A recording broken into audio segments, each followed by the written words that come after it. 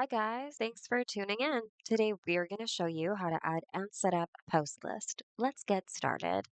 On the Wix editor, go to the page where you want your post list to appear. Once you're there, go to the plus button on the left and go to blog.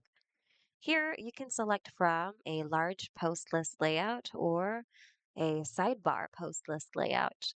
Feel free to select which layout you want to use and then simply drag and drop it right onto your prepared section. Once you add it, click on it and click on Settings.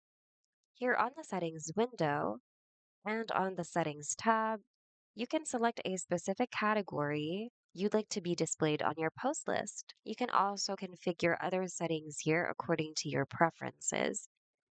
This is also where you can select what you'd like or what info or items you'd like to be displayed. Select another layout if you like, as well as customize its design.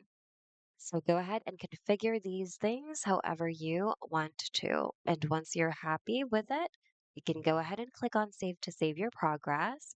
Or if your site's previously been published, click on Publish once again for the changes to take effect on your live site as well. And that's it. Hope this video was helpful. If you need more Wix tutorials, check out our channel and consider subscribing as well. Thanks for watching. See you guys in the next video.